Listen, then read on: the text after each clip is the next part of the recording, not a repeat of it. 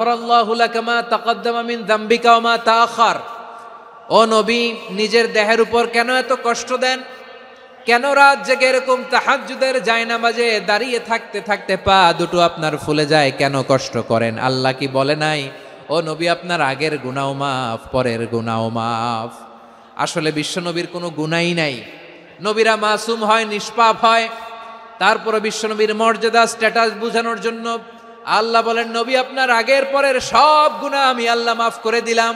আম্মা জানা এসে বলে, না নবী, আগের গুনাহ মাফ, পরের গুনাহ মাফ, আপনি মাসুম, নিষ্পাপ, তারপরেও তাহাজ্জুদের জায়নামাজে কেন এত কষ্ট করেন?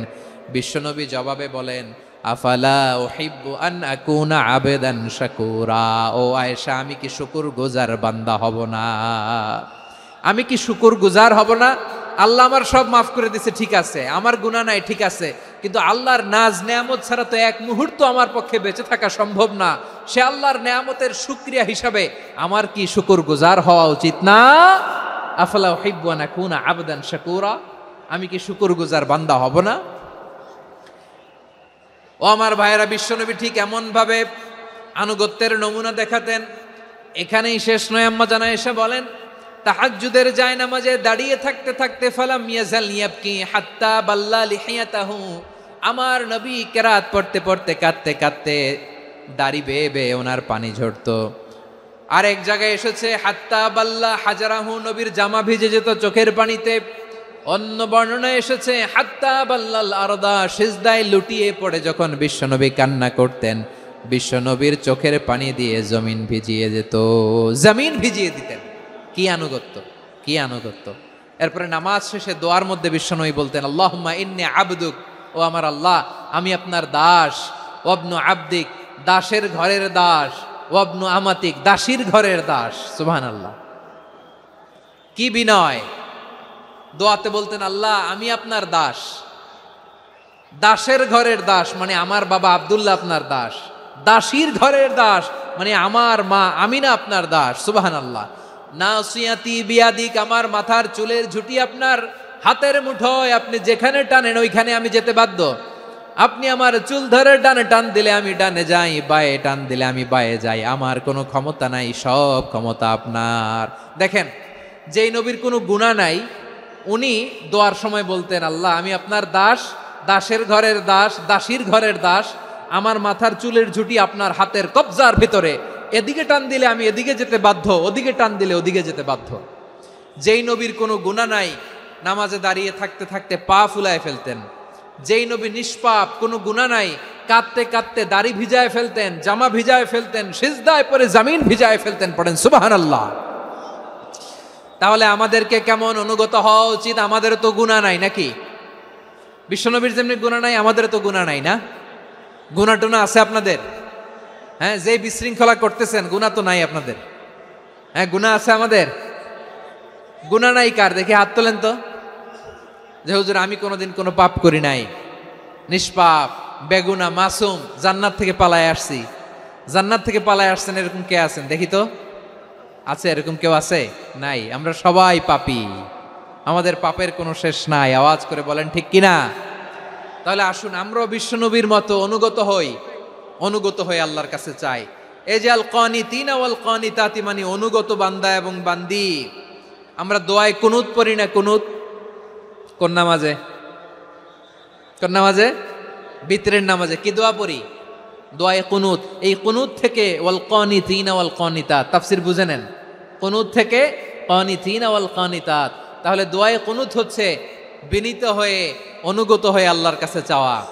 আমরা তখন দাঁড়িয়ে বলি, আল্লাহুম্মা ইয়্যাকা না'বুদু ওয়া লাকা নুসাল্লি ওয়া নাসজুদ ওয়া ইলাইকা নাসআ ওয়া নাহফিদ নারজু রাহমাতাকা ওয়া নাখশা আযাবাকা ইন্না আযাবাকাল জিদ্দা বিল কুফফারি মুলহিক। আল্লাহ আপনার কাছে চাই, আপনার কাছে প্রার্থনা করি, আপনার আযাবকে ভয় করি, আপনি ছাড়া আমাদের বাঁচাবার কেউ নাই। কুনুতের মধ্যে আমরা এই দোয়া করি কি করি না? অনুগত হয়ে এই দোয়া করি। যারা রমজানের শেষ দশকে মক্কা শরীফে থেকেছেন, তারা শেখ আব্দুর রহমান সুদাইসের কুনুত পেয়েছেন। যারা পেয়েছেন অথবা কেউ টিভিতে ভিডিওতে দেখেছেন, শেখ আব্দুর রহমান সুদাইস 27-এর আলোচনায় 45 মিনিট থেকে 1 ঘন্টা দোয়ায় কুনুত পড়ে। কতক্ষণ? আল্লাহুম্মা হদিনা ফিমান হাদাইত ওয়া আফিনা ফিমান আফাইত ওয়া তাওয়াল্লানা ফিমান তাওয়াল্লাইত ওয়া বারিক লানা ফিমা আ'তাইত ওয়া কিনা ওয়াসরিফ আন্না বিরহমাতিকা শাররা মা কাদাইত ফাইন্নাকা তাকদি বিল হাক্কি ওয়া লা ইয়াকদা আলাইক। এমন ভাবে হেরেম শরীফে মক্কায় শায়েখ আব্দুর রহমান আস-সুদাইস দাঁড়িয়ে হাত তুলে লক্ষ লক্ষ উমরা পালনকারীদেরকে নিয়ে এক মুনাজাত ধরে কাঁদতে কাঁদতে মানুষ বেহুশ হয়ে যায়। দোয়ার কথা শুনে গায়ের লোম খাড়া হয়ে যায়, হৃদয় বিগলিত হয়ে যায়, চোখ দিয়ে দাঁড় দাঁড় করে পানি নামতে থাকে। 27 রাতে মক্কায় শায়েখ আব্দুর রহমান আস-সুদাইসের দোয়ায় কুনুত যদি শোনেন, অনুগত হয়ে আল্লাহর কাছে চাওয়াকে বলে কুনুত। আল্লাহ বলেন আল কানিতিনা ওয়াল কানিতাতি, অনুগত বান্দাদেরকে আমি পছন্দ করি। আমার 3 নাম্বার পছন্দনীয় বান্দা হলো অনুগত নারী ও পুরুষ। সুবহানাল্লাহ পড়েন। তাহলে 10টার মধ্যে 3টা চলে গেল, কয়টা? তো এরকম মাছ বাজারে গরুর হাটের মধ্যে কি আমি তাফসীর করলে হবে? তো ইটস লাইক এ গরুর হাট। এটা তো মাছ বাজারের মতো হয়ে গেছে আমার ভাইয়েরা। এত অনুরোধ অনুনয় বিনয় করার পরেও একটু শান্ত হবেন না আপনারা? আর কয়েকটা মিনিট শান্ত হবেন না? তাহলে 1 নম্বরে আমরা আল্লাহর কাছে আত্মসমর্পণ করলাম, মুসলিমিন মুসলিমাত। 2 নম্বরে মুমিনিন মুমিনাত, বিশ্বাসের স্বীকৃতি দিলাম। 3 নম্বরে কানিতিন কানিতাত, আল্লাহর সামনে অনুগত হয়ে দাঁড়ালাম, দোয়া করলাম। 4 নম্বরে সাদিকিন সাদিকাত, সত্যবাদী নারী ও পুরুষ। সত্যবাদী নারী ও পুরুষ। ইসলাম আমাদেরকে সত্যবাদী হতে বলে। কি বলে?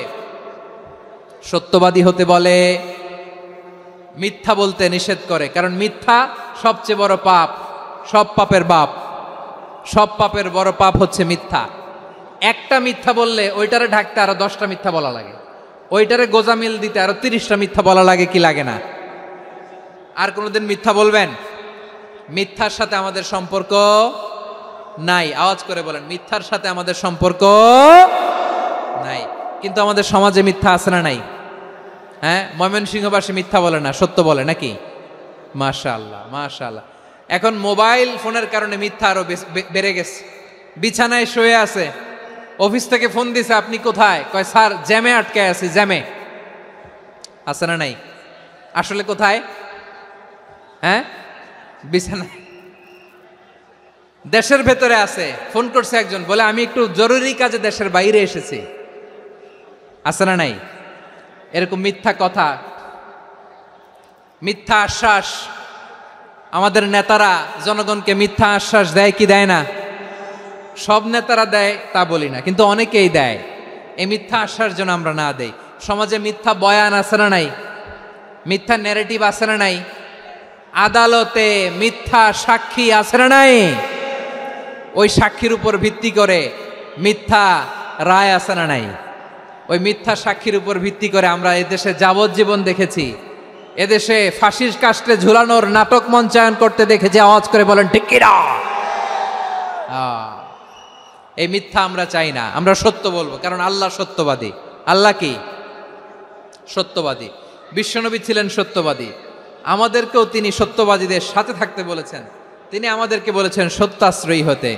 রব্বুল আলামিন বলেন, ওমান আসদাকু মিনাল্লাহি হাদিসা, আল্লাহর চাইতে সত্যবাদী আর কেউ আছে নাকি বলেন? আল্লাহর চাইতে বেশি সত্যবাদী কেউ আছে? নাই, নাই। আবার বিশ্বনবীকে আল্লাহ বলেন, কুল সাদাকাল্লাহ, ও নবী আপনি বলেন আল্লাহ সত্য বলেছেন। সাদাকাল্লাহ মানে সত্য বলেছেন, আল্লাহ সত্য বলেছেন। এই আদেশটি আল্লাহ তাআলা বিশ্বনবীকে দিয়ে বললেন, কুল সাদাকাল্লাহ, ও নবী আপনি বলে দেন আল্লাহ সত্য বলেছেন। এই জন্য আল্লাহর বাণী তেলাওয়াত করার পরে কারি সাহেবরা দেখবেন পড়ে সাদাকাল্লাহুল আযীম। কোরআন তেলাওয়াতের পরে কারি সাহেবরা বলে না সাদাকাল্লাহুল আযীম। এর কারণ আল্লাহ তাআলা কোরআনেই বলেছেন, কুল সাদাকাল্লাহ, হে নবী আপনি বলুন আল্লাহ সত্য বলেছেন। এজন্য আল্লাহর বাণী তেলাওয়াতের পরে কারীরা বলে সাদাকাল্লাহুল আযীম, মহান আল্লাহ তাআলা তিনি সত্য বলেছেন। এটা বলা আবশ্যক না, সুন্নাতও না, এটা জায়েজ, চাইলে বলা যায়। তার মানে আল্লাহ তাআলা সত্যবাদী, আমার নবীও ছিলেন সত্যবাদী। আল্লাহর হাবিব ছিলেন as-সাদিক আল-আমিন, সত্যবাদী, আমানতদার। আমার নবীর চাইতে বেশি আমানতদার মক্কায়